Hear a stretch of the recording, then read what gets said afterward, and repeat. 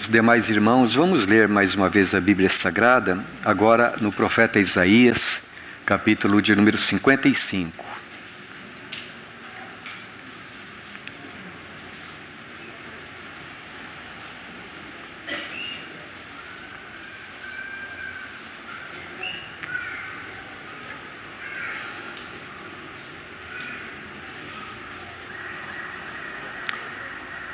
Isaías capítulo de número 55 está escrito: a todos vós, os que tendes sede, vinde às águas, e vós, os que não tendes dinheiro, vinde, comprai e comei.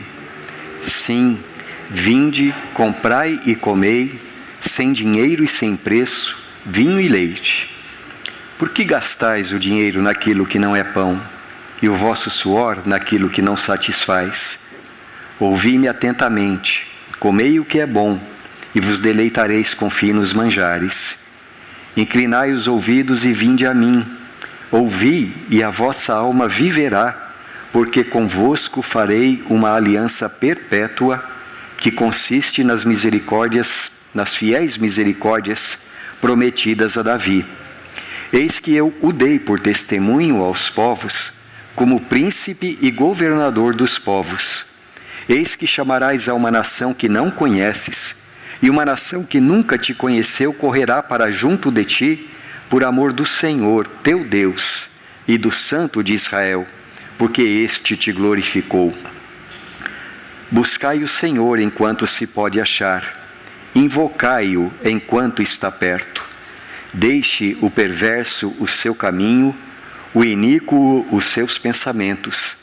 Converta-se ao Senhor, que se compadecerá dele, e volte-se para o nosso Deus, porque é rico em perdoar do que os vossos pensamentos. Porque assim como descem a chuva e a neve dos céus, e para lá não tornam, sem que primeiro reguem a terra e a fecundem, e a façam brotar, para dar semente ao semeador e pão ao que come, assim será a palavra que sair da minha boca.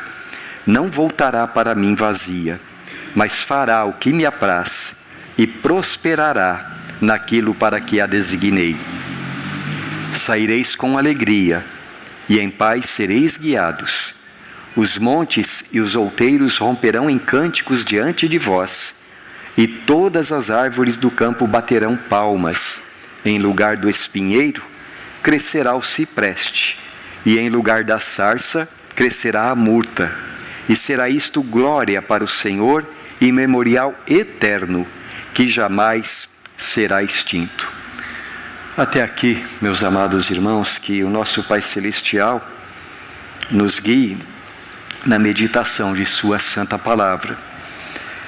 Neste texto que nós acabamos de ler, o Espírito do Senhor está como que abrindo os braços para todos os homens, abrindo o coração para todos os homens e convidando todos os homens a participarem com Ele de uma bênção grandiosa que Ele mesmo chama de aliança eterna, aliança perpétua.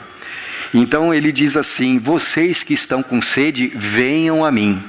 Vocês que estão com fome, mas não têm dinheiro, venham a mim. E venham a mim e comprem sem dinheiro, sem pagamento. Comprem de mim sem que vocês tenham que fazer de alguma forma, obter alguma maneira de merecer aquilo que eu tenho para dar. E ele pergunta: por que comprar? Ou melhor, por que você vai gastar o seu dinheiro naquilo que não é pão? Por que você vai gastar o produto do seu trabalho naquilo que não satisfaz? Isto é, com aquilo que não traz alegria verdadeira, que não faz você se sentir vivo de verdade. O que Deus está dizendo aqui com essas palavras, meus irmãos, é que é possível nós gastarmos a nossa energia nesse mundo, nós gastarmos o nosso tempo, a nossa vida, naquilo que não pode trazer alegria verdadeira. É possível um ser humano gastar a sua vida e não encontrar o verdadeiro contentamento, a verdadeira satisfação que um ser humano só pode ter no Senhor. É possível alguém desperdiçar a sua vida. E é por isso que Deus pergunta assim: por que jogar a sua vida fora? Por que perder o seu tempo com coisas que não podem trazer verdadeira felicidade? E então ele diz: deixem os seus caminhos errados para trás. Abandonem aquilo que não presta, aquilo que não satisfaz a alma de vocês e voltem-se para mim. E se vocês se voltarem para mim, eu farei com vocês uma aliança eterna, que consiste naquelas muitas misericórdias que eu prometi para o meu servo Davi. Davi, homem de Deus do Antigo Testamento, homem que teve uma aliança com o Senhor, Deus prometeu que através de Davi, através do descendente de Davi, ele faria uma aliança de vida e paz com todos os povos. E você sabe de quem é esse descendente que eu estou falando. Porque Jesus, diz a Bíblia Sagrada, era aquele descendente de Davi que viria para, através do seu sangue precioso derramado ali na cruz, fazer uma aliança eterna com todo aquele que pela fé achegar-se a Deus. Então, Deus diz aqui nesse capítulo: venha até mim e vamos fazer essa aliança, e todas as misericórdias que eu prometi para Davi, para a sua descendência, todas as bênçãos que eu prometi, serão suas também. E eternamente, Deus então aqui nesse texto, ele mostra por que é proveitoso. Se você vier a mim, ele diz, você vai sair da minha presença com alegria. Se você vier a mim, você vai receber a minha paz. Como mais tarde o nosso Senhor Jesus diria: vinde a mim todos vós que estáis cansados e sobrecarregados, e eu vos aliviarei. Amados irmãos, depois da meditação de hoje, nós teremos a alegria de receber, como membros da nossa igreja, alguns queridos novos na fé. Pessoas que têm ouvido esse convite do Espírito Santo. Esse convite que o Senhor Jesus faz através do Evangelho. E no momento em que eles estiverem sendo batizados, fazendo a sua pública profissão de fé, eles estarão publicamente diante de vocês, respondendo ao convite de Jesus, entrando oficialmente nessa aliança. Eu digo que oficialmente porque assim essa aliança de coração já aconteceu, tanto que eles querem professar a sua fé. Eu sempre costumo dizer que é como um casamento. Um dia, você conhece a menina mais bonita do mundo e você quer se casar com ela. No seu coração, ela já é sua, mas você precisa casar, não é? Você precisa marcar o dia, ir lá na igreja, ouvir a igreja e ter a celebração desse casamento. Assim também nós temos alguns irmãos que hoje estarão fazendo ou ratificando a sua aliança. E com base naquilo que o profeta, falando em nome do Senhor, diz, eu gostaria de me dirigir, entre outros, a esses que vêm fazer a sua aliança.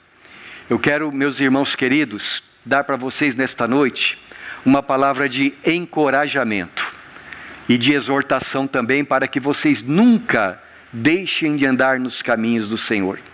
E eu quero também falar com aqueles que já fizeram essa aliança um dia, e também lembrar daquilo que esta aliança significa, e dar a todos, a vocês, também uma palavra de encorajamento. Mas se você não fez essa aliança ainda, então a minha palavra hoje é: por que perder o seu tempo? Por que gastar o seu dinheiro naquilo que não é pão?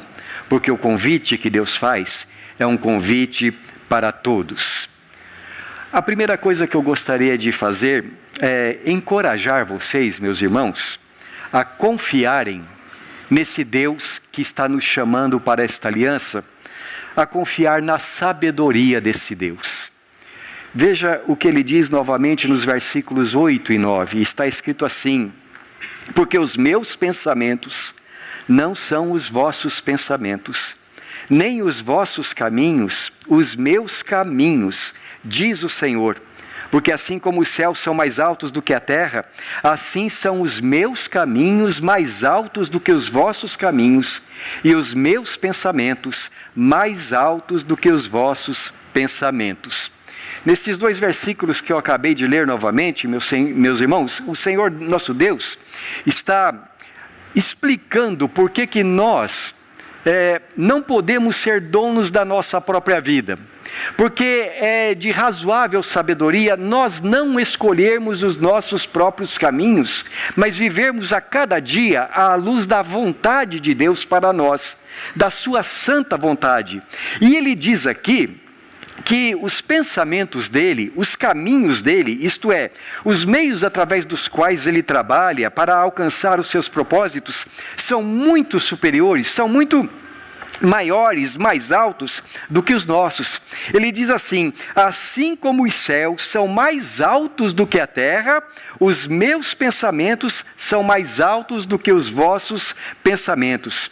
Podemos dizer, meus irmãos, que os pensamentos de Deus são infinitamente mais altos, infinitamente superiores aos nossos pensamentos, que a sabedoria de Deus é muito maior do que a nossa. Uma das razões é porque a mente de Deus, por assim dizer, é uma mente perfeita. Deus sempre pensa com clareza, ao contrário de nós, que por causa do pecado que habita em nós, muitas vezes temos a maneira de avaliar as coisas distorcidas, às vezes julgamos mal as coisas, às vezes não sabemos o que é melhor, ou melhor, muitas vezes não sabemos o que é melhor. Deus não tem como nós uma natureza pecaminosa. Ao contrário, os pensamentos de Deus são todos santos, são todos sábios, são todos perfeitos. Deus constantemente sabe aquilo que é justo e no seu caráter, na sua maneira de pensar, tudo o que ele pensa, todas as suas motivações, os seus intentos são melhores do que os nossos.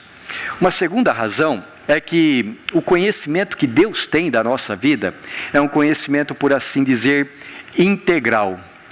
Quem sabe o que vai acontecer aqui depois desse culto, por favor, levanta a mão. Nenhum de vocês sabe, mas o Senhor sabe, o nosso Deus sabe. Ele sabe as pessoas com quem você vai conversar depois que o culto terminar. Ele sabe os caminhos que você vai tomar. Ele sabe o que vai acontecer daqui uma semana na sua vida, o que vai acontecer daqui a 10 anos na sua vida. Ele te conhece perfeitamente. E aquele que diz: vinde a mim e comprai sem dinheiro e sem preço, sabe tudo quanto nós necessitamos. Ele olha para a nossa vida e olha para nós com amor. Ele sabe tudo o que acontece não somente conosco, mas todas as pessoas que se relacionam conosco de modo direto ou indireto. Sabe o nosso passado, sabe o nosso presente, sabe o nosso futuro, as nossas forças, as nossas fraquezas, as nossas limitações. Ele sabe o que é melhor para nós. Ele conhece as áreas da nossa vida em que nós precisamos crescer. Ele conhece as necessidades da nossa fé. Enfim, o Senhor nos conhece completamente e Ele faz para nós uma promessa gloriosa na sua palavra: todas as coisas eu faço cooperarem para o bem daqueles que me amam. Então, quando Deus fala conosco, Ele diz assim: olha, confia nos meus pensamentos, confia nos meus planos para você, confie que eu sei o que é melhor para a sua vida. Tem um texto na palavra de Deus, dos muitos que ilustram isto, um que eu gostaria de citar agora. Marcos, capítulo 4, nos conta que, certa ocasião, Jesus disse assim para os discípulos dele: entrem no barquinho e vamos atravessar o mar. E eles então entraram no barquinho, de acordo com o que Jesus havia mandado, e começaram a atravessar o extenso mar da Galileia, e Jesus foi dormir. E enquanto Jesus dormia, diz a palavra de Deus, uma grande tempestade aconteceu, de modo que os discípulos dele ficaram muito preocupados, ficaram amedrontados. O barquinho poderia afundar a qualquer momento, eles poderiam morrer, e Jesus estava dormindo. Você consegue dormir no meio de uma tempestade? Você consegue dormir quando tudo ao teu redor parece que vai fazer a tua vida sossobrar? Jesus estava dormindo cheio de paz no coração. E os discípulos então, preocupados com aquilo, eles vão lá e sacodem Jesus e dizem: Senhor, o Senhor não se importa que nós pereçamos? O Senhor não se preocupa com isso que está acontecendo aqui? Jesus então acorda, e quando ele acorda, ele simplesmente diz uma palavra para a tempestade, e a tempestade cessa na hora. E eu acho lindo o que acontece em seguida, porque os discípulos olham um para o outro e dizem assim: quem é este que até os ventos e o mar lhe obedecem? Você percebe como Jesus é sábio? Jesus queria mostrar para eles a sua grandeza, e então leva eles para aquela situação difícil, e naquela situação ele demonstra o seu poder. Querido, confie que na sua vida, a sua vida está nas mãos de um Deus que é sábio, que sabe o que faz o tempo todo. Os pensamentos dele são maiores, são melhores. Eu gosto muito de uma história que eu já contei para essa igreja aqui, mas esses novos não ouviram ainda, então vou contar de novo, não é? Uma história de uma mulher que um dia ela perdeu a sua mãe, e ela foi visitada pelo seu pastor no seu luto. E ela então, enquanto o pastor lá estava conversando com ela, ela estava bordando, ela estava fazendo, como é que chama mesmo aquilo? No bastidor, né? Trabalhando no bastidor, fazendo o seu desenho. E ela conversava com o pastor e dizia: pastor, eu não entendo o que Deus faz. Tem tanta gente ruim que está viva aí nesse mundo, não é? Mas a minha mãe era uma mulher excepcional. Não era para ela ter morrido. E ela foi assim, falando, embora fosse uma crente, ela foi dizendo assim: meu pai, Deus não devia ter levado o meu pai, a minha mãe. E uma certa altura o pastor disse para ela: deixa eu ver o que você está fazendo. E ela botou na mão dele, então ele pegou aquele bastidor, virou do lado de baixo e falou: irmã, que desenho horroroso que você está bordando aqui. E ela disse: pastor, o senhor não está olhando direito, olha do lado de cima. E quando ele olhou, ele disse: ah, minha irmã, que coisa bonita você está fazendo. Você percebe? Às vezes a gente está olhando do lado de baixo, a gente não vê direito o que Deus está fazendo, e a gente até pode pensar que Ele não sabe o que faz. Mas eu quero te perguntar: será que o Deus que criou os céus e a terra, o Deus que sustenta todo o universo pelo poder da sua palavra, o Deus que criou essas plantas, essas aves, esses animais bonitos, os vales, os montes, tudo ao nosso redor, será que esse Deus sabe o que faz? O Deus que criou você, que sustenta você, será que Ele sabe o que faz? Confie nos pensamentos de Deus. Não vá pela tua própria sabedoria, mas em tudo na tua vida, busque: Senhor, o que o Senhor quer da minha vida? Fala comigo, mostra-me pela tua palavra aquilo que o Senhor deseja de mim. Então, primeira coisa, queridos, eu quero encorajá-los a confiar na sabedoria de Deus. Segunda coisa que eu gostaria de encorajar vocês: confiem na palavra de Deus. Versículos 10 e 11 está escrito: porque assim como descem a chuva e a neve dos céus, e para lá não tornam, sem que primeiro reguem a terra e a fecundem, e a façam brotar para dar semente ao semeador e pão ao que come, assim será a palavra que sair da minha boca. Não voltará para mim vazia, mas fará o que me apraz e prosperará naquilo que a designei. Há mais uma promessa de Deus aqui. Ele diz assim: nada do que sair da minha boca será em vão. Nada do que eu disser cairá por terra sem produzir fruto. Confiar na palavra de Deus, meus irmãos, é claro que significa confiar em Deus significa confiar em tudo que Ele é, em tudo que Ele faz, em tudo que Ele promete. Porque você sabe, uma pessoa se revela basicamente ou primariamente através daquilo que ela fala. Se uma pessoa fala com delicadeza, com gentileza, você conhece muito a respeito dessa pessoa através disso, não é? E se uma pessoa tem uma boca, digamos assim, suja, uma língua que ele não consegue conter, você também conhece muito a respeito do caráter através daquilo que a pessoa está falando. Ora, nós conhecemos Deus principalmente através daquilo que Ele nos fala. Deus se revela através do que Ele nos fala. Aliás, a Bíblia diz que a palavra de Deus é a força mais poderosa do universo inteiro.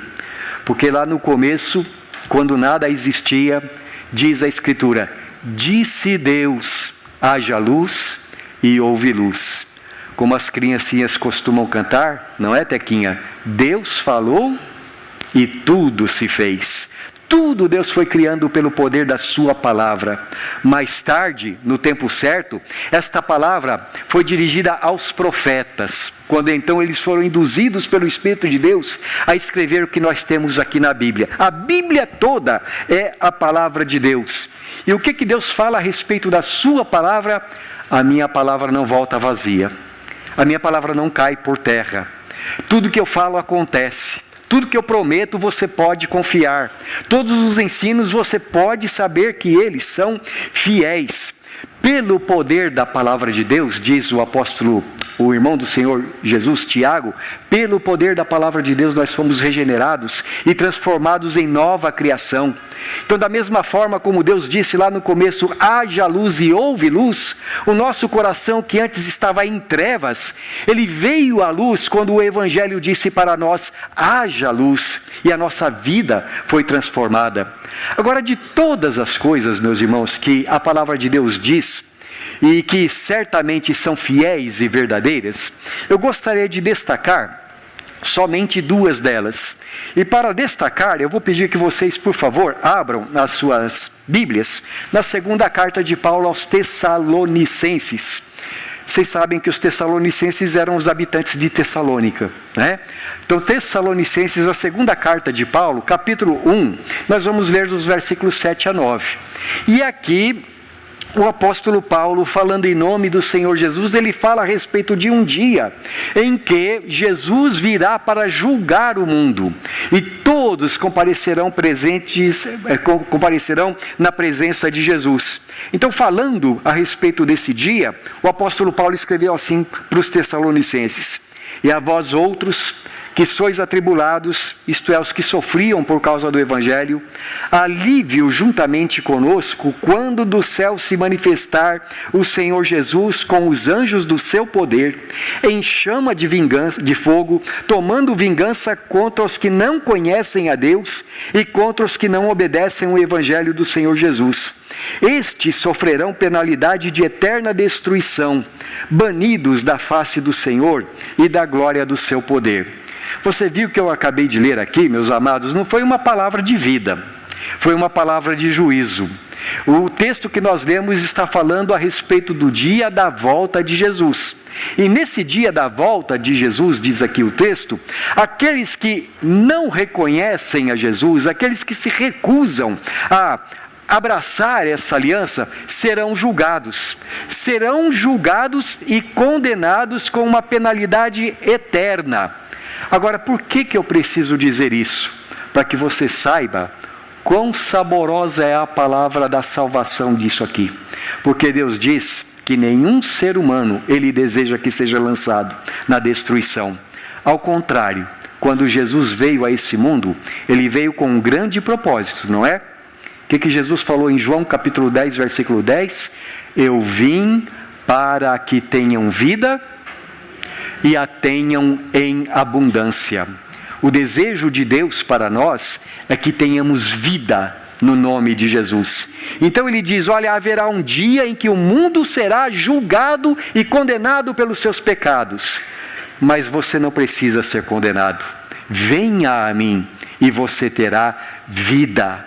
Porque Deus amou o mundo de tal maneira que deu seu Filho unigênito, para que todo o que nele crê não pereça, mas tenha a vida eterna. Queridos, eu não vou ficar aqui repetindo os exemplos da palavra de Deus, porque se eu fosse fazer o que eu escrevi aqui, eu preciso dizer para vocês que nós iríamos até muito tarde. Mas se você ler a Bíblia inteira, você vai ver o seguinte: a Bíblia inteira, nenhuma coisa que Deus fala deixa de acontecer. E se Jesus diz que Ele voltará para nos buscar, confie na palavra de Deus. Eu quero te encorajar a isso também. Por último, eu quero te encorajar a confiar no amor que Deus tem por você.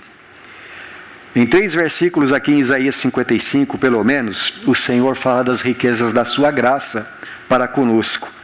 No versículo de número 3, ele cita as fiéis misericórdias prometidas a Davi. A palavra misericórdia é uma palavra que descreve compaixão. Na realidade, compaixão diante das nossas misérias. Daí vem a palavra misericórdia. É quando você, do ponto de vista espiritual, é um ser completamente necessitado, você não tem recurso nenhum, miserável pecador, como diz o publicano lá em Lucas capítulo 18. O nosso Deus é um Deus de misericórdia. Agora repare que a palavra misericórdia aqui ela está no plural, muitas são as misericórdias de Deus para conosco. Ele multiplica a cada dia. Deus, o nosso Criador, o nosso provedor, é o nosso guia, é o nosso protetor, é o nosso consolador, é o nosso salvador. Outro dia eu estava orando com um irmão e ele começou a falar de tudo aquilo que Deus faz na nossa vida, e teve uma certa hora que eu pensei assim: se ele for falar a lista inteira, a gente não sai daqui. Porque é só misericórdia o que Deus faz para conosco, a cada dia, a cada momento da nossa vida. Por exemplo, veja no versículo 7, Deus é rico em perdoar. O que é uma pessoa rica? Tequinha, o que é uma pessoa rica? Aí a Tequinha olha para mim e fala: você não é. Oi, amor. Abastada, abundante. Deus, Ele perdoa e não perdoa pouco. Não é com mão fechada, não é um perdão regrado. Ele diz assim: olha, eu te perdoo um pouquinho. Eu quero te fazer uma pergunta: quantos pecados você cometeu essa semana? Dá para fazer a conta? Quantos pecados você cometeu esse ano? E a sua vida? Quantos pecados? Sabe quantos pecados Jesus nos perdoa na sua cruz? Todos. O nosso Deus é rico em perdoar. Ele tem prazer em nos dar salvação. Ele tem prazer em nos dar vida. Deus é pleno, é abundante. Veja o que diz o Salmo 65, versículos 2 e 3. Está escrito assim: ó Deus, tu que escutas a oração, a ti virão todos os homens por causa das suas iniquidades. Se prevalecem as nossas transgressões, tu nolas perdoas. Você vê o que diz o Espírito Santo?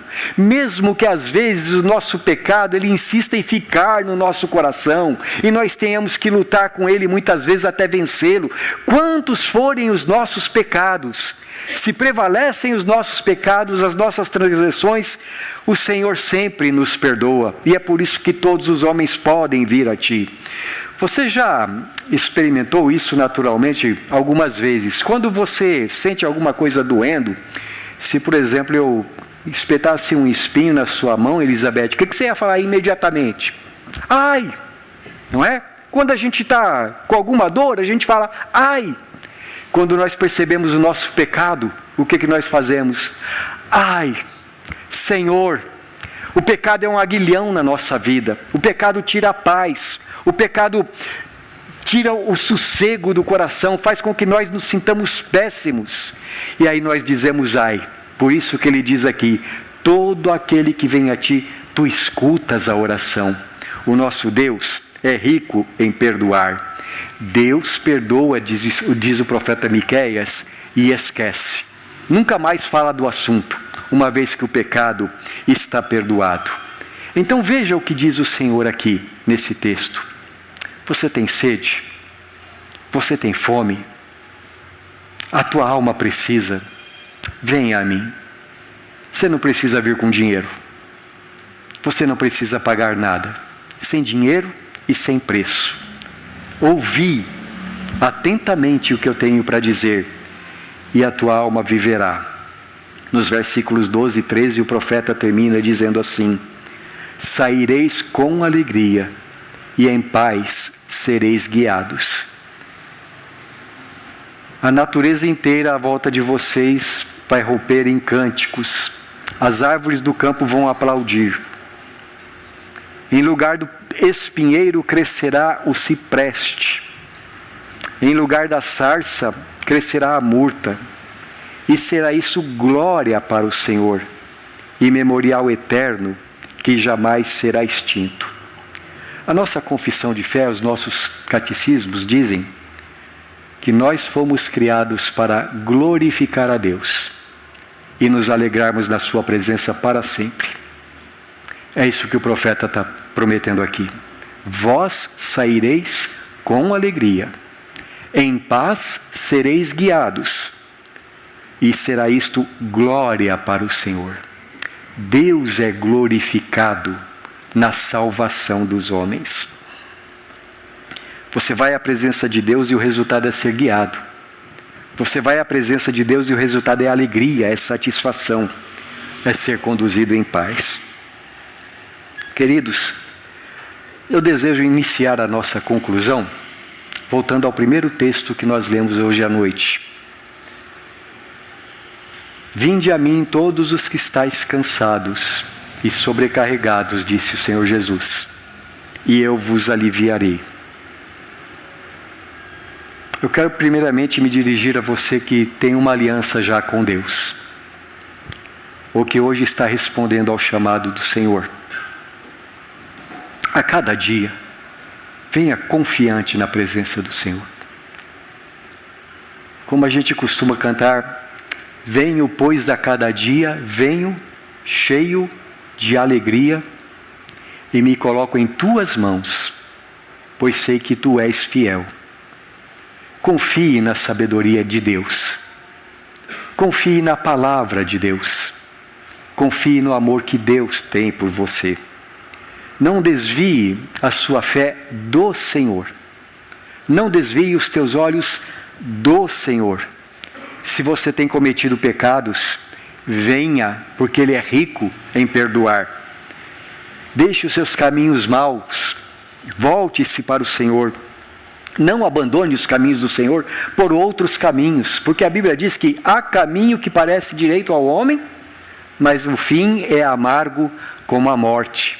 Então não joga a tua vida fora, não desperdice os anos que você tem aqui, mas ande nos caminhos do Senhor, porque Ele é fonte de alegria plena, aqui e na eternidade.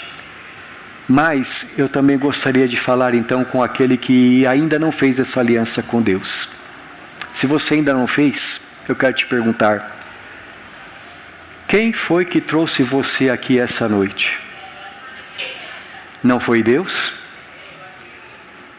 Não foi a graça de Deus que trouxe você para esse lugar? Você não podia estar lá fora, tomando cerveja e comemorando sei lá quem ganhou a Copa do Mundo? Mas você está aqui porque o Senhor trouxe você aqui. E cada palavra que eu falei é palavra de Deus para você. E Deus está te dizendo: venha, eu estou com os braços abertos. E com você, eu vou fazer uma aliança perpétua. Você quer continuar desperdiçando a sua vida? Quer continuar jogando a tua vida fora? Não faça isso, não é? Não seria sábio. Venha ao Senhor, que é rico em trazer salvação.